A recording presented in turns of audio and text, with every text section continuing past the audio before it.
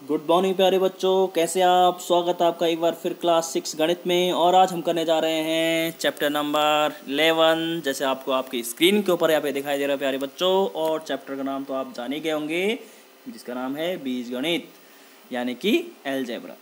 तो प्यारे बच्चों, लग रहा है कि आपने जो शब्द है बीजगणित वो पहली बार अभी तक सुना होगा, क्योंकि 6 क्लास में ये इंट्रोड्यूस हुआ है। 6 क्लास में हमने क्या करा, इसको बता रखा है इसके बारे में कि आखिर बीजगणित क्या होता है। तो चलिए पढ़ते हैं डिटेल से, कोई घबराने वाली बात नहीं है, ठीक है। तो सबसे पहले बच्चों, मैं आपको थोड़ा सा रिवाइज कराना चाहूँगा कि आज तक जो आपने गणित की जितनी भी शाखाएँ हैं, कौन कौन सी शाखाओं के बारे में, बहुत सारी शाखाएँ हैं, यानी बहुत सारी गणित की ब्रांचेज हैं यहाँ पे, ठीक है। तो आपने बहुत सारी शाखाओं के बारे में पढ़ा होगा। तो उनमें से जो जो आपने पढ़ा, एक बार मैं आपको रिकॉल कर लेता हूँ कि जैसे मैं आपसे कहता था कि बच्चों 1 धन 2, तो आप क्या बोलते थे कि सर 1 धन 2 तो क्या होता है 3। तो कभी आपने गौर किया कि हमने जो 1 धन 2 बराबर 3 लिखा, यानी 1 + 2 = 3, तो इसका मतलब कौन सी ब्रांच होगी मैथ्स की। तो आपने बोला सर इसे बोलते हैं हम अंक गणित। क्या बोलते हैं? अंक गणित के अंदर आता है बच्चों ये। क्यों आता अंक गणित के अंदर, अर्थमेटिक के अंदर क्यों आता है? क्योंकि हम यहाँ पे अंकों के साथ खेल रहे हैं, ठीक है। तो जैसे आपको ये फोटो चमकी 1 + 2 = 3, तो उसे हम बोलते हैं कि ये गणित की कौन सी शाखा है? अंक गणित है, ठीक है। क्यों अंक गणित क्यों है? क्योंकि हम उसके साथ, अंकों के साथ इसमें गुणा कर सकते हैं, भाग कर सकते हैं। जैसे आप देख रहे हैं मैंने प्लस किया है, कहीं पे माइनस कर सकते हैं। तो ये जितनी भी चीज़ें एक्टिविटीज़ होती हैं वो किस ब्रांच के तहत होती है? अर्थमेटिक यानी कि अंक गणित के तहत होती है। प्यारे बच्चों, दूसरी आपने चीज़ इसमें पढ़ी होगी, जो आपका अभी तक का था, आपने जो 5th तक पढ़ा है उसमें मैं आपको बता देता हूँ। जैसे मैं कहूँगा कि आप एक कोण बनाइए, एक त्रिभुज तो सुना होगा आपने कि ठीक है ये सर क्या एक त्रिभुज है, ये एक ऐसा कोण बनता है। तो जहाँ पे कहीं ना कहीं हम किसकी बात कर रहे हैं, ये आपको क्या दिख रही है? ये भैया आकृति है। क्या एक आकृति है ना, शेप्स हैं, ठीक है। तो जहाँ पे हम शेप्स के बारे में पढ़ते हैं, तो सर वहाँ पे हम क्या बोलेंगे उसके लिए? उसे बोलते हैं हम ज्यामिति यानी कि ज्योमेट्री, जिसे हम क्या बोलते हैं? ज्योमेट्री। तभी तो बोलते हैं हम ज्योमेट्री बॉक्स लगाना, अपना हमें त्रिभुज बनाना है, कोण बनाना है, आयत बनाना है। तो ये सारी चीज़ें किस में आती है? ज्यामिति के अंतर्गत आती है, यानी कि ज्योमेट्री के अंतर्गत आती है, ठीक है। ज्योमेट्री भी लिख सकते हैं, ठीक है। अब हम बीज गणित की, ठीक है। तो आखिर होती क्या है बीज गणित, क्योंकि आपने भी पहली बार सुना। तो प्यारे बच्चों, मैं आपको बताता हूँ कि जब हम गणित में अंकों के आधार पर, ना आकृतियों के आधार पर, हम जो है सॉल्व करते हैं चीज़ों को, या अंकों को, या कोई आकृति बनाते हैं, उसके अलावा जब हम जो है किसके प्रयोग करते हैं इसमें? इंग्लिश अल्फ़ाबेट का। किसका प्रयोग करते हैं? इंग्लिश अल्फ़ाबेट का। जैसे मैं कहूँगा ABC या LMN या PQR भी हम लगा सकते हैं। जब हम इनका प्रयोग करते हैं तो हमें क्या होता है? इनके तहत मतलब इनको यूज़ करके हम जो है किसी प्रॉब्लम को सॉल्व करते हैं। तो प्रॉब्लम में जो क्वेश्चन रहेगा हमारे पास, तो हम उसको क्या बोलते हैं? उसको हम जो है गणित की कौन सी शाखा के अंतर्गत इनको रखते हैं? गणित के हम इनको रखते हैं बीज गणित के अंतर्गत, यानी कि अलजेब्रा के अंतर्गत। अब आप सोच रहे होंगे कि सर ये आपने इंग्लिश क्यों लिख दी, ये ABCD क्या लिख रहे हो आप, है ना? सही बात है, क्यों लिख रहे हो? तो आखिर इनको क्या बोलते हैं भाई? मैंने कहा कि जो हमने ABC LMN PQR जितनी भी चीज़ें ये चीज़ें हो रही है, इनको हमने क्या किया कि एक जब हमारा जो प्रॉब्लम है उसके अनुसार, यानी जो क्वेश्चन आएगा उसके उसी फॉर्म में आपके पास रहेगा। जैसे कि पहले वाला मैंने कहा अंकगणित में क्या होता है? 1 धन 2, ठीक है। अगर आपको जोड़ना है तो 1 धन 2 आएगा, ठीक है। लेकिन यहाँ पे क्या है कि आप देख रहे हैं कि ABC। तो सर अच्छा ठीक है आपकी बात हम मानते हैं। सर आप मुझे पूछोगे कि हम आपकी बात मानते हैं कि ABC रख सकते हैं, LMN भी रख सकते हैं, PQR भी रख सकते हैं, कि लेकिन सर इनको बोलते क्या है गणित में? सबसे बड़ी दिक्कत ये। तो अरे बेटा घबराओ मत, इनको क्या बोलते हैं मैं आपको बता देता हूँ। क्या बोलते हैं इनको बोलते हैं वेरिएबल्स। क्या बोलते हैं? वेरिएबल्स। इंग्लिश में क्या बोलते हैं इनको? वेरिएबल्स, ठीक है। और हिंदी में बोलते हैं इसे चर। क्या बोलते हैं? इन्हें बोलते हैं चर। क्या बोलते हैं? यहाँ पे जरा सही से लिख लेता हूँ मैं, चर। चर मतलब होता है जिसकी वैल्यू, यानी जिसका मान जो है, जिसका मान यहाँ पे लिख लो आप डेफिनेशन, जिसका मान फिक्स नहीं होता। फिक्स नहीं होता, फिक्स मतलब बिल्कुल, जैसे मैं कहूँगा नहीं होता। चलो एक बार लिख ही लेता हूँ मैं इसको, ठीक है। जिसका मान फिक्स नहीं होता उसे हम क्या बोलते हैं? वेरिएबल बोलते हैं। वेरिएबल्स बोलते हैं। चर क्या बोलते हैं भाई? जिसका नाम फिक्स नहीं होता। फिक्स माना फिक्स मतलब जैसे हम बोलते हैं ना फिक्स है, यानी कि एक मतलब कांस्टेंट नहीं होता, मतलब कुछ भी हो सकता है ना, फिक्स नहीं है, मतलब चेंजेबल जिसे बोल सकते हैं, जो चेंज होता रहे, ठीक है। तो चर किसे बोलते हैं हम, चर किसे बोलते हैं जिसका मान फिक्स नहीं होता। अब सर आप कैसे कैसे कैसे कैसे इसको आप पूछोगे कि सर कैसे, तो मैं आपको बताता हूँ कि प्यारे बच्चों, जैसे मैं यहाँ पे लिख दूँ कि राम के पास, मैं लिखता हूँ यहाँ पे राम के पास, मैंने लिखा यहाँ पे राम के पास x रुपए हैं, x रुपए हैं, ठीक है। कोई बच्चा है 6 क्लास में, आपके साथ ही पढ़ता होगा कोई राम, जिसका नाम है राम, उसके पास x रुपए हैं। तो सर ये x रुपए क्या हुआ, ठीक है।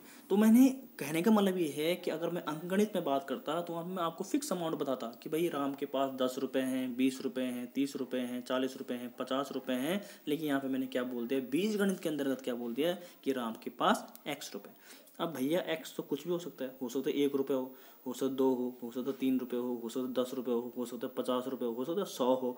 तो यहाँ पे आप देख रहे हैं कि वैल्यू x की तो फिक्स है ही नहीं, सर हमें तो पता ही नहीं कि x कितना है। तो भैया x से जब कुछ पता नहीं है तो इसका मतलब वही तो मैं कहना चाह रहा हूँ, क्यों फिक्स वैल्यू नहीं है। आपको ये बच्चा, अगर मैं आपसे कहता हूँ कि एक बच्चे को खड़ा करता हूँ क्लास 6 में 6 से और बोलता हूँ किसके पास x रुपये, और फिर दूसरे बच्चे को पूछता हूँ बेटा x का मतलब क्या होगा, तो ये थोड़ी बता सकता है कि x का मतलब सर 10 रुपये होंगे 20 रुपये होंगे। वो क्या बोलेगा, वो ठीक है एक अंदाज लगा लेगा, गेस करेगा कि x की जगह में सर हो सकता है इसके पास 10 रुपये हो। मैंने दूसरे बच्चे को उठाया कि भाई कितने रुपए होंगे, तो उसने कहा राम के पास सर 15 रुपये होंगे, किसने 20। तो कहने का मतलब ये है कि यहाँ पे आपने देखा कि x की जो वैल्यू है बच्चों वो डिफरेंट डिफरेंट आ रही है, समझ में बात आ रही है, वो क्या आ रही है, डिफरेंट डिफरेंट आ रही है, यानी कि अलग अलग आ रही है। तो जब ऐसी अलग अलग वैल्यूज़ हमें प्राप्त होती है तो उन्हीं को हम क्या बोलते हैं, क्या बोलते हैं, वेरिएबल्स बोलते हैं, यानी कि चर बोलते हैं।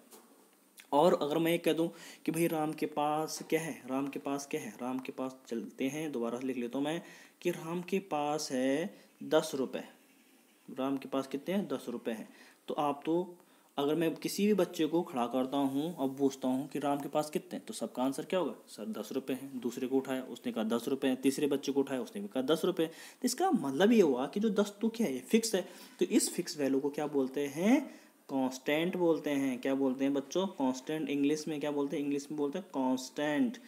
मैं लिख लेता हूँ यहाँ पे कांस्टेंट, लिख लीजिए आप, इंग्लिश में भी लिख लिया करो कांस्टेंट। ये इसे बोलते हैं अचर, यानी कि जो चर ना हो, ठीक है, फिक्स ना हो, सॉरी जो फिक्स हो उसे क्या बोलते हैं, अचर। जो चर तो उसे बोलते हैं कि जो फिक्स ना हो, जैसे भाई X Y Z P Q R M L M N, वो क्या होते हैं, आपके चर होते हैं।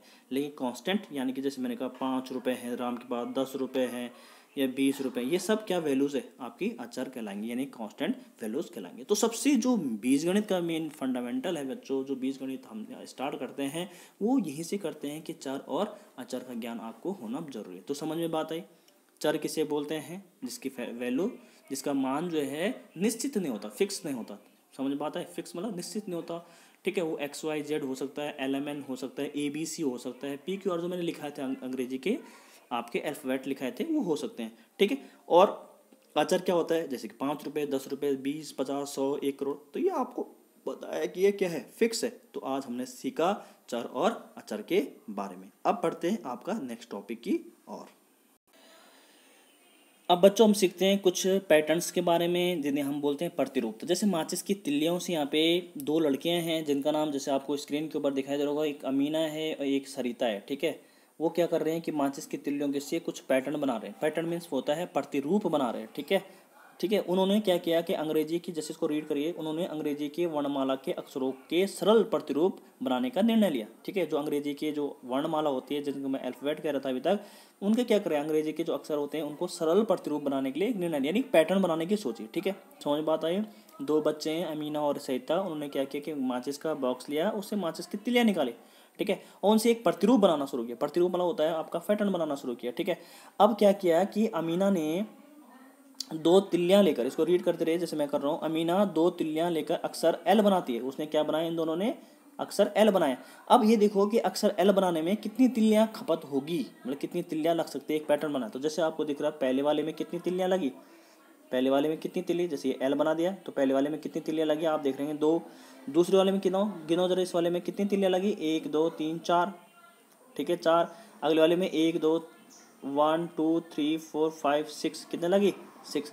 तो ऐसे ही अगर आप यहाँ पे भी बनाओगे पैटर्न तो आपको क्या लगे, अब आप समझ गए होंगे प्यारे बच्चों कि पैटर्न क्या है, दो दो का अंतर आ रहा है। देखो 2 के बाद क्या है 4, 4 के बाद आया 6, इसका मतलब अब कितना आएगा 8, अगली बार क्या आएगा 10 आएगा। तो ऐसे ही आपने बहुत सारे आपने तिल्लियाँ ली तो आपके पास जो पैटर्न जो तिल्लियों की आपको जरूरत पड़ी वो क्या पड़ी, पहले वाले में 2 की पड़ी, दूसरे वाले में 4 की, तीसरे वाले में 6 की, समझ में, अगले वाले में 8 की पड़ेगी, जैसे मैंने कहा अगले वाले में 10। तो इसको पैटर्न बनाने के लिए हमने क्या कर दिया, ये तो अभी मैं अंक गणित के तहत कर रहा हूँ क्योंकि मैं सारे अंक लिख रहा हूँ, लेकिन आप कहाँ तक अंक लिखेंगे भाई, 2, 4, 6, 8, 10, 12, 14 ऐसे दो दो का अंतर करके लिखते जाइए। 14 के बाद 16 आएगा फिर। तो उन्होंने क्या कहा, उन्होंने कहा कि इसको मैं क्या लिख सकता हूँ, इस पैटर्न को अगर मुझे बीजगणित की भाषा में लिखना है, देखो बीजगणित कितनी अच्छी गणित है, गणित की शाखा है ये, कि इन्होंने क्या बोला कि अगर आप ऐसे पैटर्न बनाना चाहते हो तो वो हो जाएगा आपका, उसको लिख दिया उन्होंने 2n, ठीक है, 2x भी लिख सकते हैं, 2l भी लिख सकते हैं, 2m भी लिख सकते हैं। आप ये मत सोचना कि सर ने n ही क्यों लिखा है, n यहाँ पे मैंने जैसे कहा कि n यहाँ पे क्या रोल करेगा, चर का। और देखो अब n की वैल्यू आप कुछ भी रखोगे, n इक्वल टू क्या रख सकते हो आप, 1, 2, 3, 4 कुछ भी रखोगे तो क्या मिलेगा, देखो 2 यहाँ पे 1 रखोगे तो कितना आएगा, 2 एकम 2 आ जाएगा। ऐसे 2 रखोगे तो 4 आ जाएगा, फिर ऐसे 3 रखोगे तो क्या आ जाएगा, 6 आ जाएगा। समझ में बात आई मैं क्या बोलना चाह रहा हूँ। एन की वैल्यू कुछ भी हो सकती है, 1, 2, 3, 4, 5, 6, 7, 8, 9, 10 सो ऑन चलता रहेगा। तो जैसे आपको यहाँ पे सारणी 1 में दिख रहा है कि जो बनाए गए एलो की संख्या क्या है, 1, 2, 3, 4, 5, 6, 7, 8। तो उसमें तिल, जैसे अगर 1 एल आपको बनाना है तो तिलियाँ कितनी लगी भाई, 1 एल बनाने में कितनी तिल्ली लग रही है आपके, 2। अगर आपके 2 एल बनाने हैं तो उसमें 4 तिल्ली लगेगी, अगर आपको 3 एल बनाने हैं तो उसमें 6 तिल्ली लगेगी। ऐसे अगर आपको 4 एल बनाने पड़ते हैं यहाँ पे तो उसमें आपको 8 एल लगते हैं। ऐसे अगर आप 5 एल बनाने हैं तो आपको 10 लगेंगे। तो कुल मिला के कहने का मतलब उसको हमने एक पैटर्न में हमने देखा और उसको एक बीजगणित के तौर पे लिखा। तो प्यारे बच्चों बीजगणित के तौर पे हम उसको क्या लिख सकते हैं, 2n लिख सकते हैं। क्या लिख सकते हैं, 2n, क्योंकि n की वैल्यू अगर आप यहाँ पे 1 रखोगे तो आपको मिलेगा 2 1 जा 2, 2 एकम 2। n की वैल्यू 2 रखा है तो क्या मिलेगा, 2 2 जा 4। ऐसी n की वैल्यू यहाँ पे चेंज होती रहेगी, क्योंकि चेंज क्यों होती रहेगी, क्योंकि वो वेरिएबल है, वेरिएबल मतलब चर है, और चर की वैल्यू आपने अभी सीखी कि वो फिक्स नहीं होती है, निश्चित नहीं होती है। तो आपने देखा कि हमने एक यहाँ पे पैटर्न सीखा। बढ़ते आगे, चलिए यार अब बढ़ते हैं। अगला हमारे पास है कि माचिस की तिल्लियों के और भी हमारे पास प्रतिरूप है। यहाँ पे भी अमीना और सरिता नाम की 2 लड़कियां हैं, वो प्रतिरूप में क्या करने लगी, रुचि लेने लग गई। देखा उन्होंने यहाँ पे कि हमने एल जो अंग्रेजी का अल्फ़ाबेट था उसमें बहुत सारे हमने क्या बनाया, एल बना। जैसे कि भाई आपने देखा पिछले वाले पैटर्न में, पिछले वाले प्रतिरूप में कि जब 1 एल बनाया तो उसमें हमें 2 तिल्लियों की जरूरत पड़ी, जब 2 एल बनाए तो हमें 4 की पड़ी, जब 3 एल हमने बनाए तो हमें 6 की पड़ी। इसका मतलब जब 4 एल बनाएंगे तो हमें 8 की पड़ेगी। तो कहीं ना कहीं प्यारे बच्चों ये 2 का ही पहाड़ा हम पढ़ रहे हैं, 2 एकम 2, 2 दूनी 4, 2 3 6, 2 चौका, इस टाइप का हम करें। लेकिन इस बार उन्होंने कहा कि हम एल नहीं बनाएंगे, क्या बनाएंगे, सी बनाएंगे, जैसे आपको यहाँ पे दिख रहा है। तो सी बनाने में भाई कितनी तिल्ली लगेगी, सी बनाने में आपका कितनी तिल्ली लगी, 1, 2 और 3। तो कितनी तिल्ली लगी, 1, जब सी बनाए तो 3 तिल्ली लगी। अब यहाँ पे मैं डायरेक्ट बता रहा हूँ, जैसे दूसरा 2 सी बना दिया हमने, ऐसे 2 सी तो बन सकते हैं, ऐसे 3 सी बन सकते हैं, ऐसे 4 सी बन सकते हैं, है ना। तो ये बढ़ता रहेगा ऐसे। तो जब 1 सी बनाने में 3 लगी तो 2 सी बनाने, आपको पता है कि पहाड़ा पड़ना 3 का भाई, जैसे 2 का पहाड़ा हमने एल में किया था, 2 जब 1 एल बनाने में 2 तिल्ली लगी तो 2 एल बनाने में कितनी तिल्ली लगेगी आपकी, 4, और 3 एल बनाने में कितनी लगी थी, 6। तो यहाँ पे आपने देखा प्यारे बच्चों, यहाँ पे आप देख रहे हैं कि जो हमारे पास सी बन रहा है, सी यहाँ पे जब 1 सी बनाने में हम देख रहे हैं यहाँ पे 3 लग रहा है, तो 2 सी बनाने में 6, और अगले में 9, अगले में फिर 12, ऐसे ये बढ़ता। जैसे आपको यहाँ पे आपकी स्क्रीन के ऊपर ये सारणी नंबर 2 दिखाई दे रही है, तो आप इसको चेक कर सकते हैं भाई कितना है। तो हम लिखेंगे यहाँ पे, हम अब कब तक लिखते रहे यहाँ इनको, 3, 6, 9, 12, 18, ऐसे कब तक हम पढ़ा पढ़ते रहेंगे। तो हमने क्या किया, यहाँ पे बीज गणित जो गणित की एक शाखा है, बहुत ही प्यारी शाखा है, बहुत इंपॉर्टेंट शाखा है प्यारे बच्चों, उसका यूज किया और हमने देखा कि ये तो भैया क्या हो सकता है अब आपका, इसको जब 3 का पहाड़ा पढ़ रहे आप यार, 3, 6, 9, तो हमने क्या कहा, इनको 3, 6, 9 को छोड़ो, हमने कहा इसको लिख लो आप 3n, 3l भी लिख सकते हैं, 3n भी लिख सकते हैं। तो आपने देखा कि जो प्रतिरूपों की जो आवश्यक तिल्लियों की संख्या है लास्ट में देखिए 3n हो जाएगा, ठीक है। तो उम्मीद करता हूँ प्यारे बच्चों कि आपको ये समझ में आ रहा होगा। बहुत ही आसान चैप्टर है, बहुत ही इंटरेस्टिंग चैप्टर भी है। और देखो यार, अगर आपने अभी तक इसको लाइक नहीं किया तो लाइक कर लो, अपने फ्रेंड्स के बीच शेयर कर लो। शेयर इसलिए बोल रहा हूँ कि और बच्चों को भी अगर ये वीडियो मिलेगी तो उनका भी कुछ प्रॉब्लम सॉर्ट आउट करने की कोशिश की गई है इस वीडियो के माध्यम से। और अगर आप पहली बार देख रहे हैं तो प्यारे बच्चों इसको सब्सक्राइब मेरे चैनल को जरूर कर लीजिएगा, ठीक है। चलिए यार अब बढ़ते हैं प्रश्नावली 11.1 का पहला और दूसरा हम क्वेश्चन यहाँ पे लेंगे आज, ठीक है। तो जैसे आप देखिए यहाँ पे जो आपने अभी तक सीखा वेरिएबल्स के बारे में, यानी कि चर और अचर के बारे में, कांस्टेंट के बारे में, ठीक है, और जो हमने पैटर्न अभी तक सीखे उनके बारे में सीखा। तो आप पहला क्वेश्चन तो प्यारे बच्चों आंख बंद करके आप देखो इसको करने वाले हैं। आंख एक क्या दो, तीसरा क्वेश्चन भी आप कर लेंगे मुझे पता है, ठीक है, आपके पास बुक तो है ही। तो फटाफट से पढ़ते हैं। देखो यहाँ पे क्या है, तिल्लियों से प्रतिरूप बनाने के लिए आवश्यक तिल्लियों की संख्या के लिए एक नियम ज्ञात कीजिए। एक नियम बच्चा वही जो मैं अभी तक कर रहा था, एल के लिए 2m सॉरी, या 2n, और दूसरे के लिए मैंने सी के लिए क्या था 3n। तो यहाँ पे देखिए अक्षर पहला है अक्षर टी देखो टी कैसे बनता है, एक यूं और एक यूं। तो कितनी तिल्लियों का यूज हो रहा है बताओ जरा, बताओ फटाफट से बताओ, फटाफट बताओ कितनी तिल्लियों का यूज कर रहा हूँ मैं टी बनाने में। सर आप कर रहे हैं 2 तिल्लियों का यूज। तो इसका जो प्रतिरूप बनेगा वो बनेगा 2n। क्या बनेगा, मैं यहाँ पे साफ साफ लिख लेता हूँ, क्योंकि टी बनाने में कितनी तिल्लियाँ लग रही भाई उसका। बहुत आसान है बच्चों, ये बहुत आसान, ये इसका आंसर हो जाएगा 2n। एक हमने पैटर्न ढूंढ लिया, क्योंकि अगर 2 टी बनाएंगे तो उसमें चार तिल्ली लगेंगी भाई। भाई जब एक टी बनाने में मुझे 2 तिल्लियाँ लग रही है, तो खुद सोचो प्यारे बच्चों, जब मैं टी बनाऊंगा तो 2 का डबल करना पड़ेगा ना, 2 दूना 4, 3 टी बनाऊंगा तो कितना है 6। तो इसका मतलब 2n के फॉर्म में। तो इसका आंसर तो ये हो जाएगा, इसको लिख लिए, नोट फटाफट करिए। देखिए इसका बी वाले का जेड अक्सर जेड का जेड के रूप में तिल्लियों का पढ़। देखो बच्चों जेड बनाने में कितनी तिल्ली लगती है, खुद सोचो, गिनो इनको, 1 तिल्ली, 2 तिल्ली, 3 तिल्ली, कितनी तिल्ली लग रही 3। तो इसका मतलब इसका आंसर तो आप समझ ही गए होंगे, आप तो समझ गए होंगे ना, इसका आंसर हो जाएगा आपका 3n, ठीक है। यू को बनाने में, इसको मिटा दूं मैं, इसको नोट कर लीजिए फटाफट से अपनी नोटबुक में, फटाफट करो।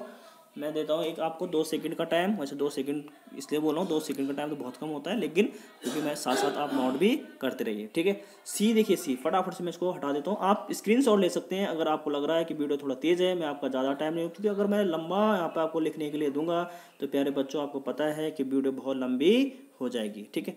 अक्सर यू को देखो, यू आप देख रहे हैं यहाँ पे तीसरा, यू का जो अक्सर यू है उसको हमने कितनी तिल्लियों से बनाया। देखो यू कैसे बनता है, 1 तिल्ली, 2 तिल्ली और 3 तिल्ली। तो इसका आंसर आ जाएगा आपका 3n। जितनी तिल्ली है उसमें n पीछे से चिपका दो, ठीक है। समझ में। डी में क्या होगा, देखो भी बनाने में कितना लगेगा, 1 2।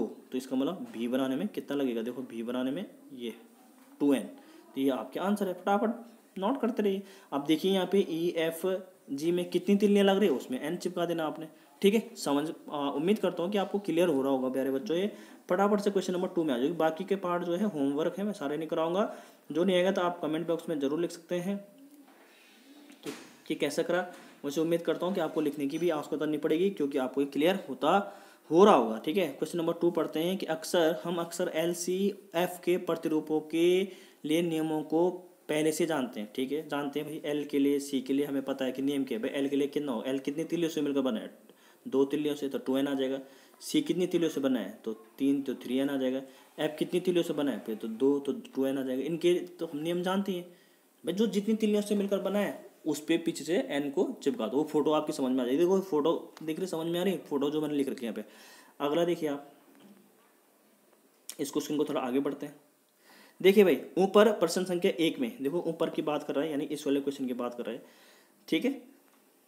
1 में दिए गए कुछ अक्षरों से वही नियम प्राप्त होते जो एल द्वारा प्राप्त हुआ। ये अक्षर कौन कौन से भाई, एल से क्या, अच्छा एल से क्या कौन सा नियम निकला हमारा, 2n निकला। क्यों एल से क्यों निकला 2n, क्योंकि उसमें 2 तिल्लियाँ हैं, तो इसका मतलब 2 तिल्लियाँ पीछे मैंने कहा कि n चिपका दो, ठीक है। तो कौन कौन से पे लगा बेटी, 2n किस किस का नियम बना, ये कह रहे हैं कि जो क्वेश्चन नंबर 1 में जिसमें 2n का रूल लगा, जिसमें 2n का, तो 2n का तो एक इसमें लगा आपने देखा, और एक इसमें लगा, और तो कहीं भी नहीं लगा। देखो और तो एफ पे भी नहीं लगेगा, ई पे भी नहीं लगेगा, एफ पे भी नहीं, जी पे भी, क्योंकि इसमें ज़्यादा तिल्लियाँ हैं। तो आपने देखा कि इसमें ये 2 पार्ट हैं, एक पार्ट आपका ए है और दूसरा पार्ट आपका बी वाला यानी डी। ए और डी में आपका वही रूल लगा जो एल में लगा। तो प्यारे बच्चों यहीं पे मैं वीडियो को समाप्त करता हूँ और उम्मीद करता हूँ कि ये आपको कॉन्सेप्ट क्लियर हुआ होगा। Thank you so much.